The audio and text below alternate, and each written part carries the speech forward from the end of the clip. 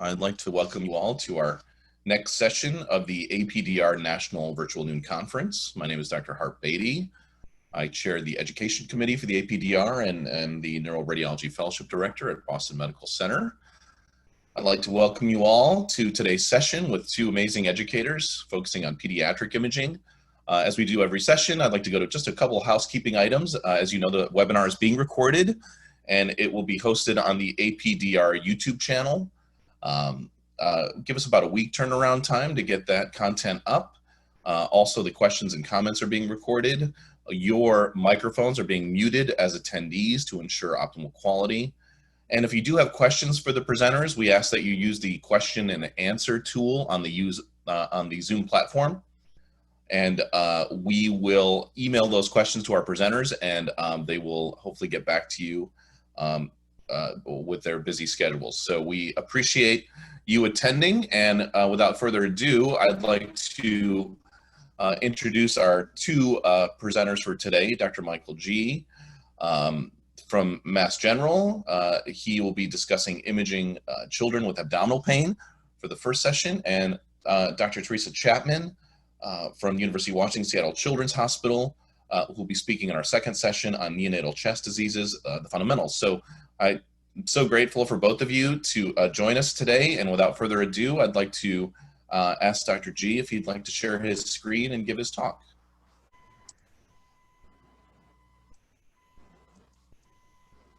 Great. Hi, everybody. And thanks so much to HARP and the APDR for putting on this great session. And it's a pleasure for me to share the podium with Tess today. So for the 30 minutes I have, I'll be talking to you guys about imaging children with abdominal pain. And again, happy to answer any questions that come through the Q&A box. Here are my disclosures. Again, nothing related to what I'll be talking about today. So in the time that we have, we'll first principally, this talk will be an overview of the major imaging modalities that are used for pediatric abdominal evaluation. And then along the way, as we go through the imaging modalities, we'll also be reviewing imaging findings associated with common causes of abdominal pain in children. So as all of you know, imaging plays a critical role in diagnosing pathology in infants and young children.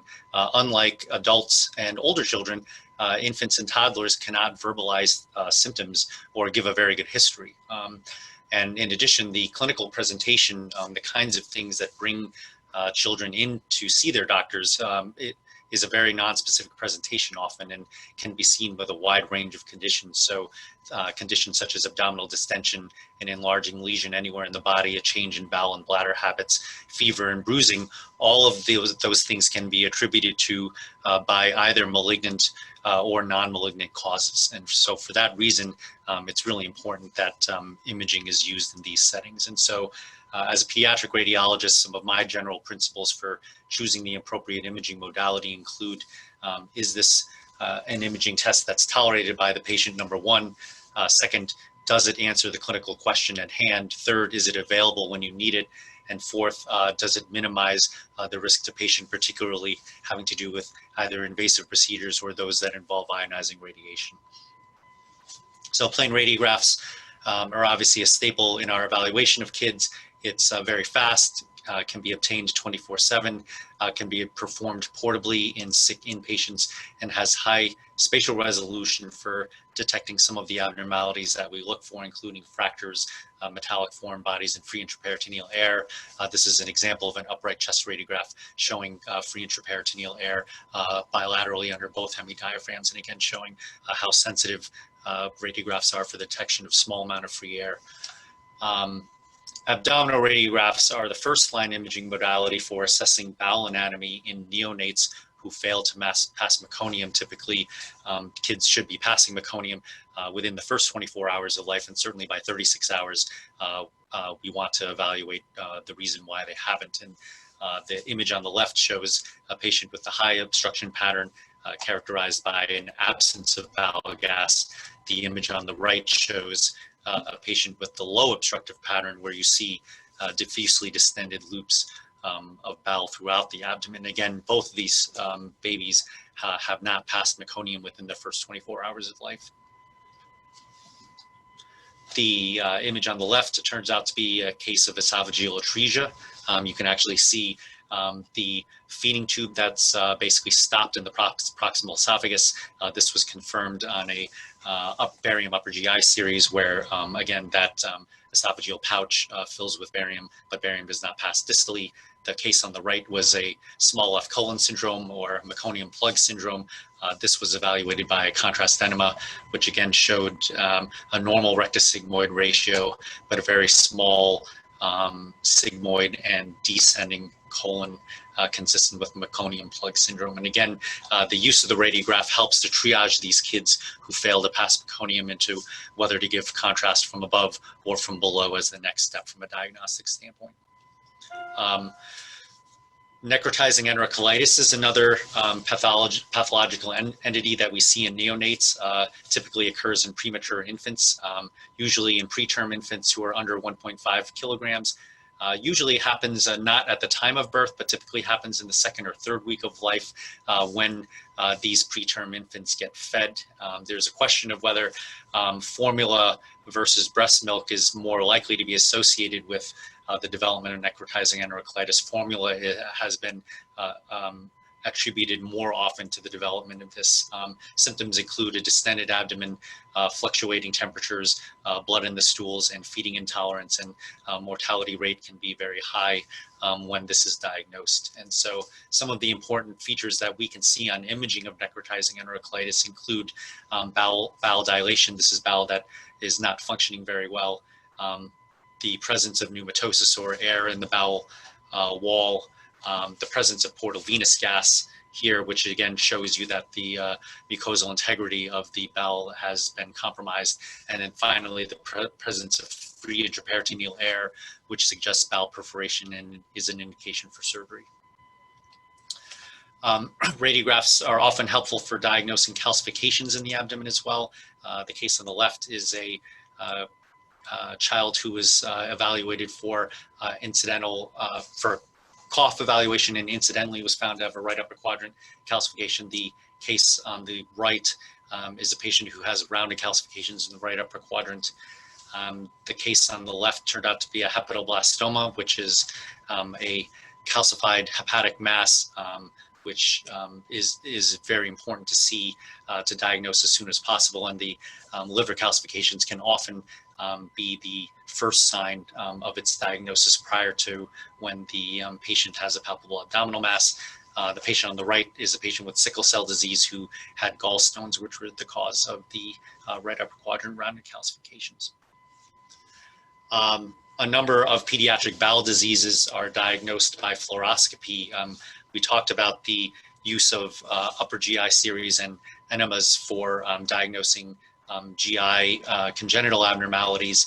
The case on the left is a 1-year-old with chronic constipation who was found to have a Hirschsprung disease, which is characterized by contrast enema with an inversion of the rectus sigmoid ratio. Normally, the rectum is the most distensible part of the lower GI tract, but in Hirschsprung's disease, the ganglionic deficiency leads to inadequate distension of the rectum and this inverted ratio where the sigmoid is larger than the rectum, and also this sawtooth appearance or this jagged appearance of the rectal mucosa, again, consistent with relatively aganglionic segments of the rectum that don't relax normally. The patient on the right is a 1-week-old with vomiting who was found to have midgut volvulus, and again, the characteristic corkscrew appearance of the proximal jejunum and failure of the third and fourth portion of the duodenum to cross midline. You can see here, basically the duodenal jejunal junction is to the right, and then the proximal jejunum is associated with that corkscrew appearance. This is a 1-year-old boy who had intermittent abdominal pain. The abdominal radiograph shows a non-obstructive bowel gas pattern, but a relative paucity of bowel gas in the right lower quadrant.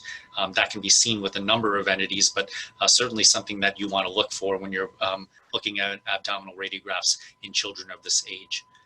The ultrasound confirmed that this patient had an ileocolonic intussusception, where again you see this bowel within bowel pattern. The most common cause of intussusception in idiopathic ileocolonic intussusceptions are children who have viral enterocolitis, and so you can actually see these enlarged lymph nodes that were pulled inside with the small bowel into the intussusception. And again, you can see on the sagittal view the presence of the small bowel mesentery that's also been pulled in. One of the advantages of fluoroscopy is that we can perform therapeutic reductions of intussusception under fluoroscopic guidance. This can be done with either air or fluid. At our institution, we typically do liquid contrast intussusception reductions when there is a repeat or recurrent intussusception. And this is showing you here an example of a reduction. So there's an contrast is given from below, basically filling all the way through to the level of the cecum, where you see this filling defect here corresponding to the intussusception that was seen on ultrasound. And then following successful reduction, you see contrast now filling the cecum. That filling defect has disappeared, and you're now seeing contrast refluxing into the distal small bowel, consistent with successful fluoroscopic reduction. Moving on to ultrasound, some of the advantages of ultrasound include the fact that there's no ionizing radiation. Ultrasound can be performed in young children very quickly and typically without the need for sedation or anesthesia. And as a result, ultrasound is typically a first-line imaging modality for evaluating abdominal pathology in children. The case shown here is a 6-year-old girl who has appendicitis, and you can actually see here a very thick-walled appendix with a lot of fatty inflammation in the surrounding periappendiceal fat, consistent with microperforation. You can actually see here along the left side of the appendix that there's actually been a disruption in the integrity of the appendiceal wall, consistent with the focal perforation here. This is an example of a 6-week-old boy with projectile vomiting who had an abdominal X-ray showing a very distended stomach and what we refer to as the caterpillar sign, which is that sort of undulating appearance of the gastric wall, suggesting that this is a stomach that's contracting against a fixed obstruction. The child went on to have an ultrasound which showed pyloric stenosis, which is again a very common cause of non-bilious vomiting in this age population. Again, some of the things that we look for are measurements of the pyloric muscle layer. That's the layer that's deep to the mucosa. And again, that's measuring 5 millimeters here, typically should be 3 millimeters or less. And then the channel length on a sagittal image here is measured at 2 centimeters and should basically be 16 millimeters or less. And so again, by ultrasound measurements consistent with an abnormally thickened pylorus, consistent with HPS. This is a newborn with abdominal distension who had an abdominal radiograph showing what's called, we typically refer to as medialized bowel loops here, which again, you can see all of the air-filled bowel loops that we're seeing are in the middle of the abdomen with no air-filled loops on either side. Typically, this is seen in patients who have large volume ascites, where the air-filled bowel loops essentially float up to the top on a supine image because there's fluid posteriorly layering.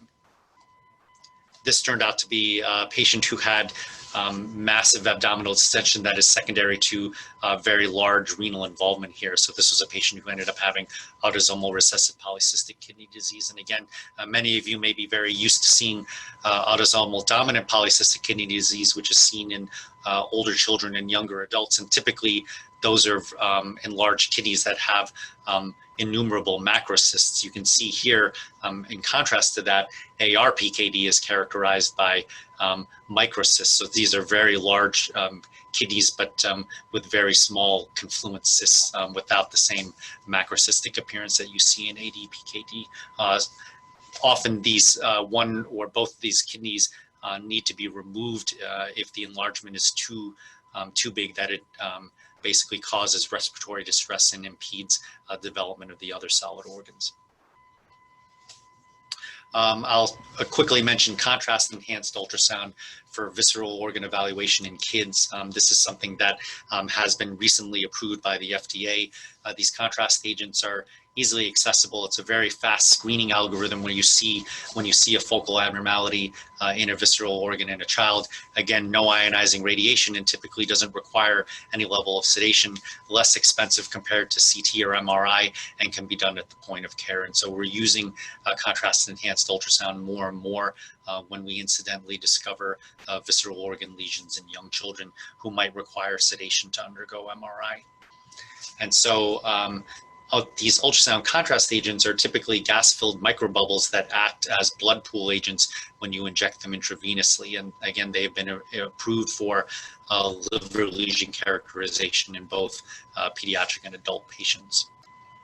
And so this is just one example of a contrast-enhanced ultrasound that we did to evaluate an indeterminate liver lesion in a 9-month-old with Beckwith-Wiedemann syndrome, which is a cancer predisposition syndrome. You can see here an echogenic lesion in the kidney, in the right lobe of the liver that had some features of a hemangioma, but the irregular hypoechoic margins were atypical.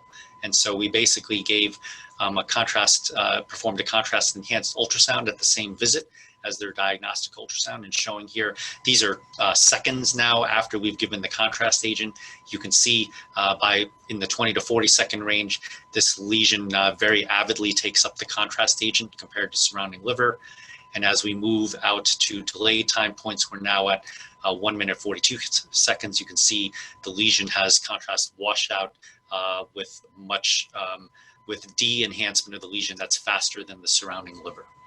And so again, in summary, this patient had a focal lesion in the liver with arterial enhancement with delayed washout, which was consistent with a hepatoblastoma, which these patients are at risk of developing, and this was confirmed at the time of surgery. CT is another commonly used imaging modality in the pediatric population for abdominal evaluation. A very fast exam now with modern multi-detector scanners. An abdominal CT can be acquired in a child in less than 1 second. It is available in the emergency room 24/7, has full cross-sectional imaging capability to evaluate for internal injuries, which is particularly helpful for patients who have had high-speed trauma or blunt trauma or had a similar force injury that could be associated with both external and internal injuries in the abdomen. It is very good for detecting complications such as free air, organ rupture, active bleeding, or abscess that require urgent intervention. And so again, 2 cases, typical cases that you might see of patients with abdominal pain. The case on the left is a shattered spleen from a hockey blunt trauma in a 16-year-old boy with EBV positive mono and splenomegaly. The case on the right is a neuroblastoma, a very large abdominal pelvic neuroblastoma in a 2-year-old boy presenting with abdominal fullness. Some of the disadvantages of CT, as all of you know, the primary disadvantage of the use of CT in kids is the exposure to ionizing radiation. In addition, it has relatively poor soft tissue resolution compared with ultrasound and MRI for characterizing lesions within organs, and also has relatively poor soft tissue contrast for characterizing lesions in the brain, the head and neck, the pelvis, and in bone marrow. I will just mention briefly that there have been very significant recent advances in pediatric CT dose reduction on the level of hardware, software, post-processing algorithms. All of these things together have really contributed to significant reduction in effective radiation doses in kids, such that CT doses on the order of 1 millisievert or less can be achievable in young children in routine clinical practice. And by comparison, annual background ionizing radiation exposure in people is 3.1 millisieverts. So by being able to get CT doses in the 1 millisievert or less range, it really allows us to consider CT in children in scenarios where we might not have earlier because of concerns about ionizing radiation. I show you here, this is a CT enterography in a 5-year-old child, showing that in our conventional filtered back projection with a low dose protocol of less than 1 millisievert, these images are relatively noisy, but by applying a model-based iterative reconstruction algorithm, you really bring back that diagnostic image quality associated with a low-dose data set. And by innovations such as these, we're able to achieve very low diagnostic radiation doses while still getting diagnostic image quality for abdominal imaging. This is just to highlight here some of the changes that have occurred in CT radiation doses over time, because we tend to make changes in doses incrementally by technological advances on the level of the scanner and post-processing. Sometimes we lose track of the large changes in image quality and radiation dose that we've seen over time. And in 2004, when I started my residency, this was a typical head CT obtained in a young child. This is a 6-year-old undergoing a head CT back in 2004 at my institution. This is the same age child undergoing a head CT in 2016, just showing you again, the radiation doses are significantly lower, but there are changes in image contrast and in spatial resolution that we've become accustomed to reading and looking at as pediatric radiologists, but showing that there are differences over time that we can see. Again, quickly, many of your institutions have dual energy CT scanners, and just highlighting again that dual energy CT technology is very helpful in the pediatric population, both to improve image quality and reduce radiation dose. And so again, one of the advantages of a dual energy CT scanner is you have X-ray beams of different energies that are being utilized for your scan acquisition. If you can utilize your higher energy X-ray beams, they're actually very helpful for reducing beam hardening artifact associated with patients who have metal in them or calcifications. And that can be very helpful for rescuing the diagnostic image quality if you're looking for pathology associated with patients who have metal.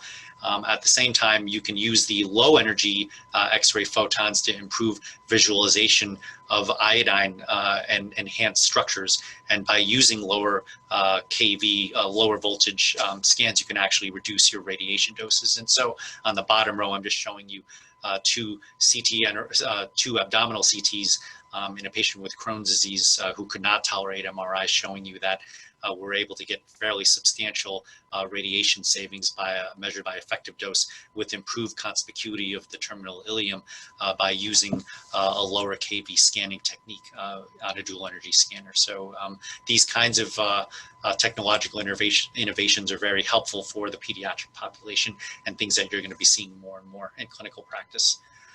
Switching to MRI quickly, again, MRI very helpful because of the fact that it has no ionizing radiation compared to children. It does have superior soft tissue contrast to CT for many of the body parts, as I mentioned. And in addition, you can image the same anatomy dynamically over and over again over time because you don't have that risk of ionizing radiation. And so because of that, that allows us to use MRI to look at function. So we can look at perfusion and enhancement patterns of visceral organ lesions very well. We can also look at motion of tissues. This is an MR enterography in a patient with Crohn's disease, showing you that that terminal ileum that has wall thickening and it is underdistended also has very poor peristalsis compared to the rest of the bowel. And we can use these pulse sequences that can look at bowel motion over time to help us discriminate underdistended bowel from pathologic bowel.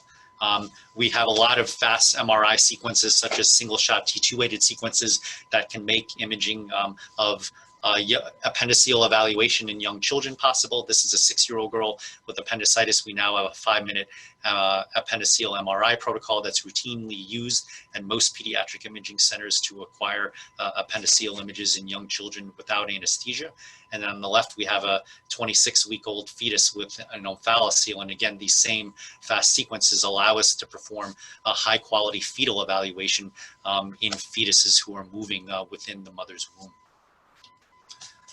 You can use hepatobiliary contrast agents for discrimination of focal liver lesions in children. I show you basically 2 examples of large hepatic lesions causing abdominal distension in teenagers.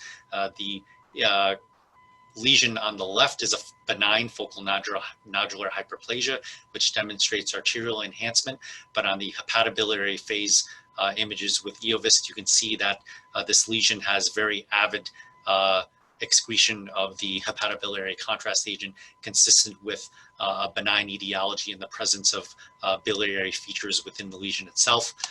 The lesion on the right is a fibrolamellar malignant carcinoma, which also demonstrates arterial enhancement. But on the hepatobiliary phase image, because the fibrolamellar carcinoma is dedifferentiated, it no longer contains these biliary elements and does not excrete contrast in the hepatobiliary phase images. So hepatobiliary contrast is really helpful in teenagers for discriminating FNH from malignant etiologies. We're doing whole body MRI more and more for surveillance of children with cancer predisposition syndromes. Again, this is a 22-month-old child with Li-Fraumeni syndrome found to have an adrenocortical carcinoma on whole body MRI. These children more and more are getting annual surveillance MRI images for because they have a high baseline risk of developing cancers, and the earlier we can develop cancer, we can find these cancers, the more treatable they are. Again, some of the disadvantages of MRI, principally long scan times, and as a result, we often need to do anesthesia on these kids, particularly in the young pediatric child range between 3 months and 6 years of age. They usually need to undergo deep sedation or general anesthesia to undergo MRI, and so that's the main limitation of MRI in this population. And so some of the benefits, you know, many pediatric centers now are developing these short protocols to facilitate MRI. So just highlighting the use of video goggles, the use of short MRI techniques, and the use of virtual reality preparation. All of these things are really helping us to acquire a high quality MRI in young kids without the need for anesthesia. I'll also mention there's been a lot of technological innovations on the MR side. Compressed sensing is one of the techniques that you'll be seeing more and more in the clinical use. This is a patient, a normal volunteer, who underwent a free breathing abdominal MRI with our standard sequence without compressed sensing, and with compressed sensing showing that how we're able to basically really bring back our diagnostic image quality on these really fast sequences, which allows us to acquire abdominal, high quality abdominal images in kids who are breathing normally and unable to hold their breath, such as these young kids under the age of 6. Nuclear medicine, I'll touch on quickly. Again, fundamentally different from the other modalities we talked about earlier, because here you're injecting or administering a molecule that has targeted specificity for a particular molecular target of interest, and then the detectors are actually outside of the patient, and we're basically detecting radioactivity that's emitted by the radioisotope that's tagged to this molecule targeted tracer. And so this is an example of a technetium-99 red blood cell scan in an 18-year-old female with bright red blood per rectum who had previously had a catheter angiogram done by IR where we couldn't identify a source of intestinal bleeding. But with this tagged red cell scan, we were able to actually see and localize the source of bleeding to the proximal cecum, which actually then was able to be treated endoscopically. One of the other advantages of nuclear medicine imaging is that it can be combined with hybrid imaging with CT or PET.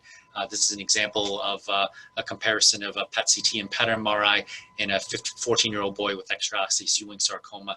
Again, the benefits of PET MR include decreased radiation and better soft tissue contrast, but the benefits of PET CT include a shorter exam, less financial costs, and better evaluation of the bones and lungs. And so again, over time, you'll be seeing hybrid imaging between PET and both CT and MRI in young children, in pediatric patients, with each modality being tailored to the clinical question of interest. So again, just in summary, imaging plays a critical role in the diagnosis and clinical management of abdominal pathology in children, and it's important to understand the pros and cons of each of these different imaging modalities to make sure that you're ordering and performing the test of the highest diagnostic yield in children. So thanks very much for your time, and I'll turn it over to Tess now. Good afternoon, everyone. Hello from Seattle. Mike, that was a great talk. It was wonderful to see the examples of your low-dose CT techniques and fast MR scanning, beautiful images. And Harp, thanks so much for organizing this lecture series. It's great to be here with you all virtually. So in this next half hour, I will be talking about the fundamentals of neonatal chest radiography. And I have oriented this lecture to junior residents who are just beginning to learn pediatric radiology, and perhaps there are some more senior residents out there who need a review on this subject. So by the end of this session, you should be able to list 2 appropriate differential considerations for each of the following neonatal lung opacification patterns: granular, coarse, and interstitial. I will allow you to recognize the complications of ventilation in the newborn. And finally, we'll establish a reliable search method for evaluating the chest radiograph in the newborn and the infant. Okay, so let's begin with a case of a neonate with respiratory distress. This supine AP view of the chest shows an abnormal diffuse pulmonary opacification pattern. I'll magnify up on the right lung so you can appreciate the fine grainy texture here.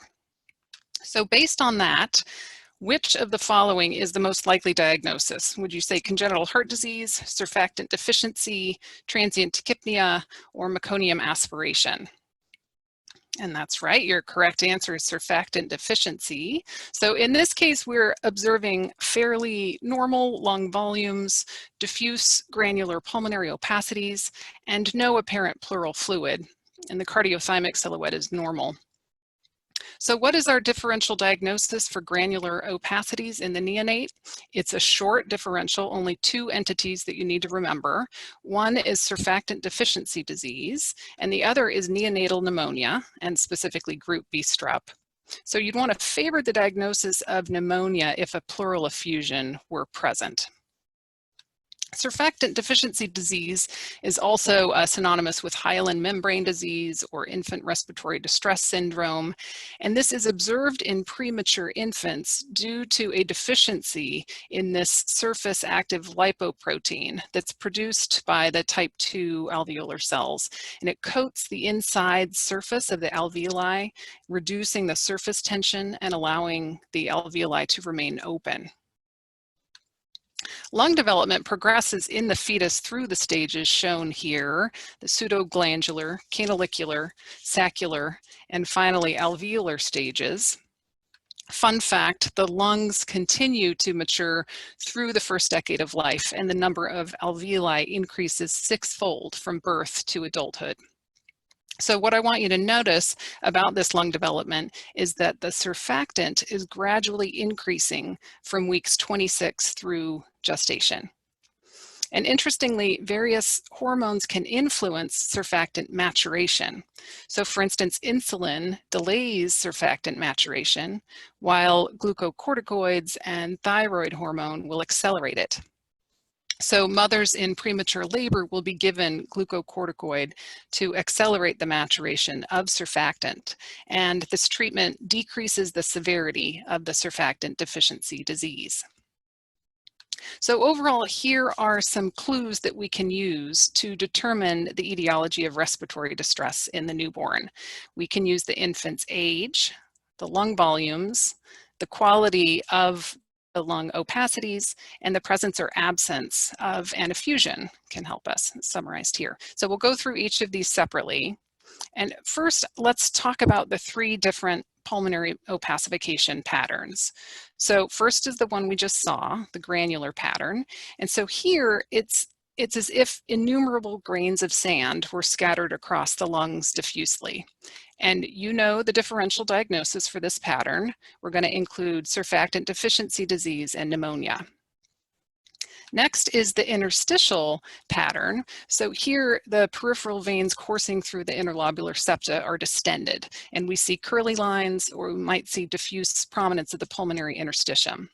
So 3 entities to consider here with this pattern would include retained fetal fluid, also called transient tachypnea of the newborn, interstitial pulmonary edema, or the unlikely entity of lymphangiectasia. And finally, the coarse opacification pattern. So here we see thick, sort of ropey opacities that are either randomly distributed or radiating outward from the hyla. And the differential here includes meconium aspiration, chronic lung disease of prematurity, or perhaps pulmonary arterial overcirculation might have this sort of ropey appearance. Okay, so let's look at these other options on our first multiple choice question. So this is a case of transient tachypnea. So this is an X-ray of a full-term infant who was delivered by cesarean section. So as you can see with this magnified view in particular, there are faint interstitial lines and prominence of the major fissure, indicating a scant amount of pleural fluid. You'll probably not find a follow-up film on these babies since they recover quickly and they're just discharged home. This usually resolves within 24 hours. Okay, here is a congenital heart disease case with obstruction and extensive pulmonary venous congestion. So this is the case of infracardiac total anomalous pulmonary venous return, and it looks abnormal because all of the oxygenated blood is not being drained into the left atrium as it should, but instead it's shunted through an anomalous vein that goes below the level of the diaphragm, obstructing the blood flow and leading to these moderate to severe diffuse opacities. So on this X-ray, we can see the patient is intubated, the lung volumes are large, there are interstitial opacities, and then incidentally, there's this left pneumothorax. Fun fact, spontaneous pneumothorax does occur in the newborn in approximately 1 to 2% of live births in normal babies. Now in this case, the pneumothorax was secondary to ventilation, but nevertheless, it's a nice opportunity to learn about spontaneous pneumothorax in the newborn. Okay, and finally we arrive at our example of meconium aspiration. So this baby was delivered post due date and there was meconium staining of the amniotic fluid. So this infant is intubated with large lung volumes. There are coarse, widespread densities, as well as right upper lobe atelectasis and a small right pleural effusion that you can see in the costophrenic angle. So all of these features are typical of meconium aspiration created by that thick material plugging the airways and causing post-obstructive air trapping and patchy areas of collapse. Okay, on to our next case, case 2. In this intubated neonatal ICU baby, which of the following is evident? Here are our choices. A, congenital diaphragmatic hernia, B, cystic lung mass, C, chronic lung disease, or D, pulmonary interstitial emphysema. And the correct answer is D, that's right. So the findings are notable for a very asymmetric appearance of the lungs. The right lung is diffusely opacified by homogeneous grainy and ground glass densities, and the left lung shows tubular and rounded lucencies. So this is a reflection of air dissecting along the pulmonary interstitium due to positive pressure ventilation, which causes rupture of overdistended alveoli. Here's another example of pulmonary interstitial emphysema, and you can see here diffuse, rounded, and tubular lucencies that are bilateral and symmetrical. So when we see this complication of ventilation in the neonate, it's a warning sign of other air block complications, including pneumothorax and pneumomediastinum that might occur. And so the ventilator settings need to be adjusted. The other complication of ventilation in a neonate is chronic lung disease of prematurity. And this is assumed to be bronchopulmonary dysplasia if the infant has required greater than 30 days of oxygen supplementation. So this is an injury that results from mechanical ventilation and oxygen toxicity. And so to simplify what happens in a premature infant, essentially the surfactant deficiency disease that we see in preemies either gets better and goes away, maybe requiring some endotracheal surfactant treatment, or it gets better. And if it doesn't get better and go away, it will evolve into chronic lung disease. So in the 2nd and 3rd weeks of life, you will see hazy, diffuse ground glass opacities that progress to these coarse opacities and asymmetric aeration. Okay, let's look at another case here over time. So this is the birthday of this premature infant, and the infant has been intubated, and the umbilical venous and arterial catheters are present, both positioned a little too high. The lung volumes look good. There is subtle, hazy upper lobe attenuation, and otherwise the lungs are aerated, sort of non-specific findings here on this first day. Now, on day 1, same infant, we can appreciate the hyperinflation of the lungs with flattening of the diaphragm. The pulmonary interstitium looks more conspicuous, and there's intermittent right upper lobe atelectasis. There's some differentiation between the attenuation of the upper lobes and the lower lobes. So the lower lungs look more hyperlucent and the upper lungs look more dense. So that might be a combination of overaeration and atelectasis. So on day 9, 2 different points on the same day show severe changes. We're seeing tubular lucencies consistent with pulmonary interstitial emphysema that have developed, and there is intermittent right upper lobe atelectasis. And then on day 13 of the same baby, the lungs are hyperinflated. There are increasing cystic lucencies in the left mid-lung, and then diffusely increased attenuation through the right lung and the left upper lobe.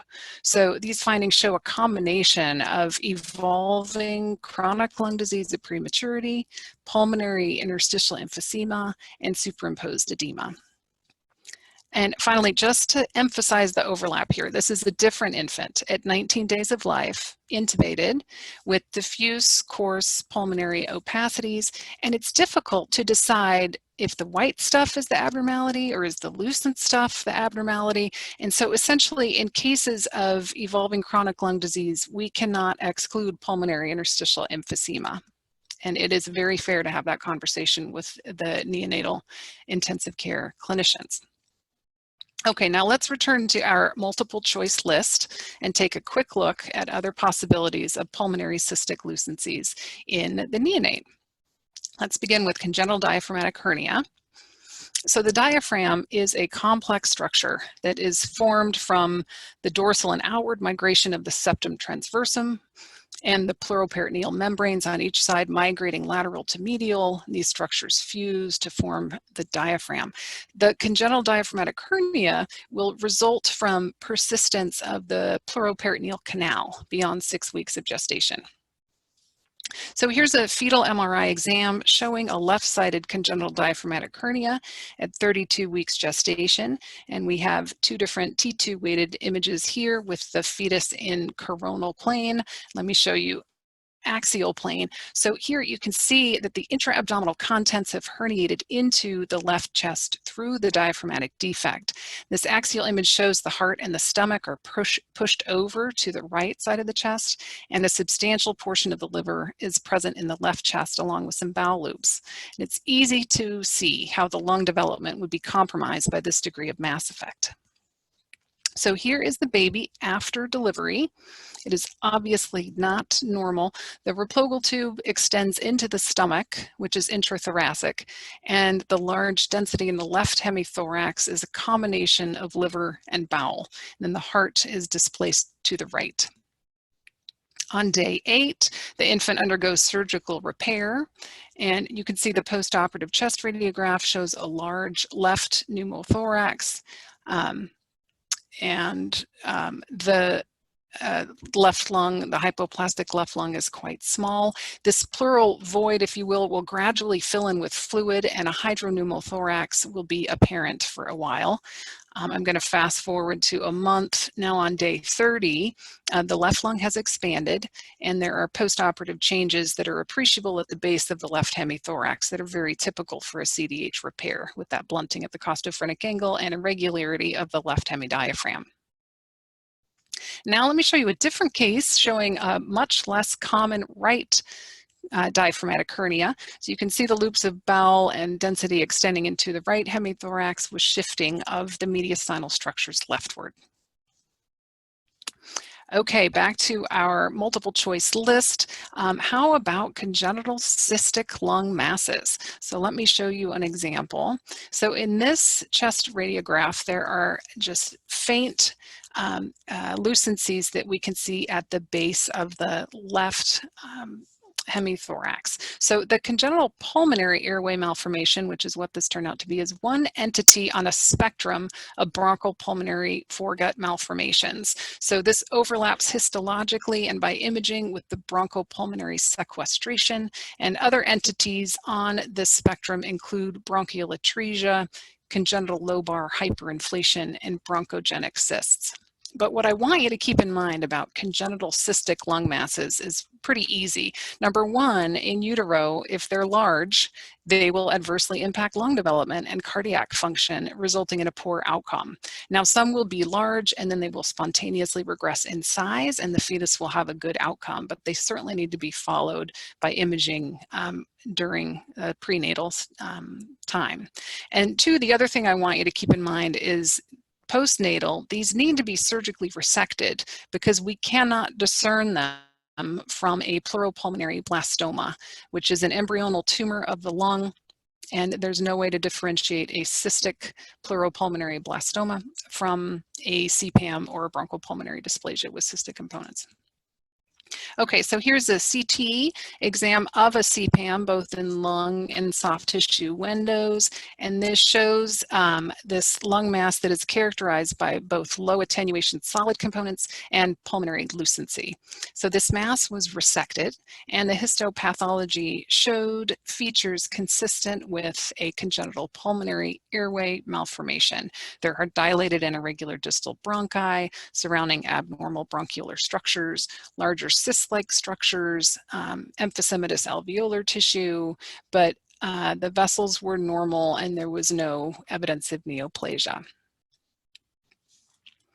Okay, so to wrap up our session, I thought I would offer a system for chest radiograph review in the infant and the young child, just even outside the neonatal ICU setting. And so what I'd recommend, rather than diving into the lungs straight away, I recommend studying the bones to search for fracture or rib splaying. And this gets the bones out of the way. Then after that, study the mediastinum, look for masses, look for heart enlargement, study the side of the aorta, and then look at the lungs last. So here is a chest radiograph of a 1-month-old. And this is a victim of non-accidental trauma. So here we can see right-sided rib fractures with some callus formation. Here is a different case of an infant with a subtle mass that is apparent thanks to the bones. So you can see intercostal space widening on the left between the 8th and the 9th ribs. This is not normal, and it reflects bone remodeling due to mass effect by a posterior mediastinal process.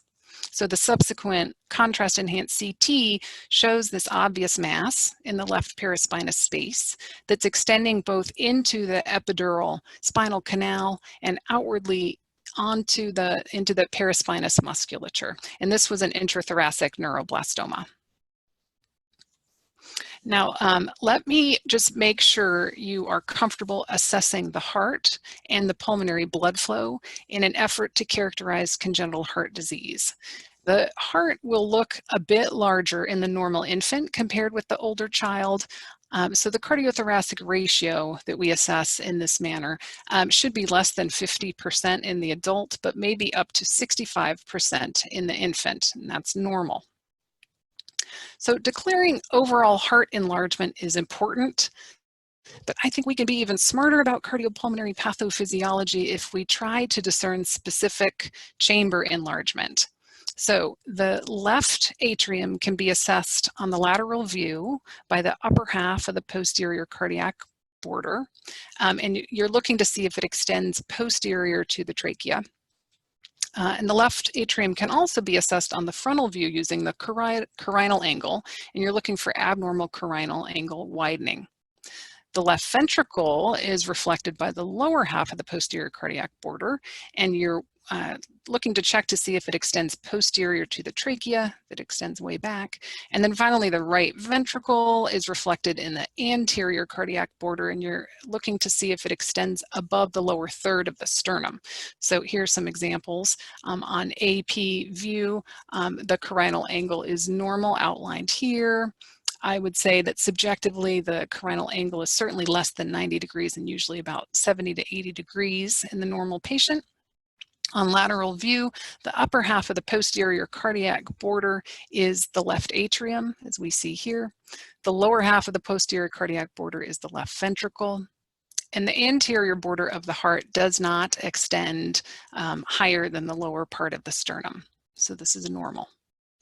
Now, pulmonary blood flow assessment can also help us figure out what's going on with cardiopulmonary pathophysiology.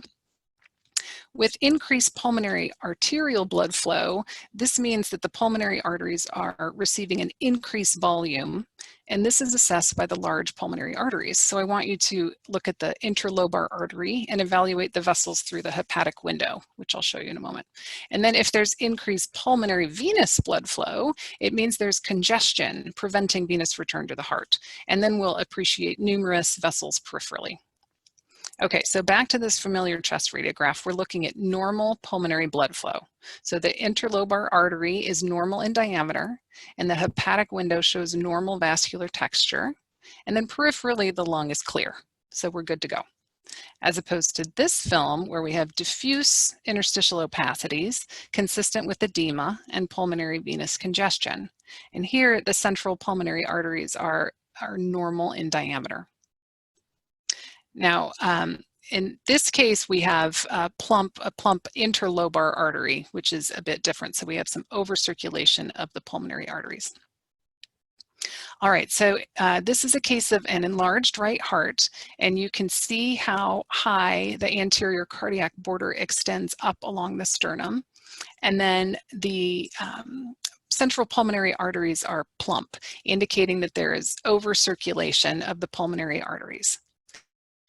So having an understanding of how to approach the interpretation of heart size and pulmonary blood flow will allow you to consider different congenital heart diseases. And I just want to say for the junior residents listening, the subject of congenital heart diseases can feel overwhelming, but it doesn't need to be. So here, my intent is just to begin to expose you to the topic, but I want you to trust that you'll gradually pick up on it as you continue through residency. So here is just a structure to think about this. So if there's increased pulmonary blood flow in a cyanotic baby, a purple baby, then you want to consider the complex admixture lesions. The mnemonic is the 5 T's, the 4 T's and 1 S. So transposition of the great vessels, total anomalous pulmonary venous return, truncus arteriosus, and tricuspid atresia, and then the single chamber physiology or tingle chamber physiology if you want to create a T. So this is more specifically hypoplastic left heart. Now, if there's increased pulmonary blood flow in a pink baby, then consider an intracardiac shunt defect, the ventricular septal defect, the atrial septal defect, the PDA, and the endocardial cushion defect. So all of these will have a well-oxygenated baby, but indeed the pulmonary blood flow will be increased. And then in contrast, if the pulmonary blood flow looks normal or oligemic, and if the infant is cyanotic, then we're dealing with a right heart or a right outflow tract problem. Essentially, the lungs are not seeing enough blood flow to oxygenate that blood. Now, in this category, we can have a big heart or a small heart. Okay, so if the heart is big, I want you to think about Ebstein's anomaly. And if the heart is small, then think tetralogy of Fellow or pulmonary atresia. Okay, and that's the framework for thinking about congenital heart disease. All right, so in summary, we've discussed the radiographic manifestations of lung diseases causing respiratory distress in the newborn. We talked about pulmonary interstitial emphysema, cystic lung masses, and chronic lung disease of prematurity overlapping radiographically. And finally, I provided a system for reviewing a chest radiograph in the infant.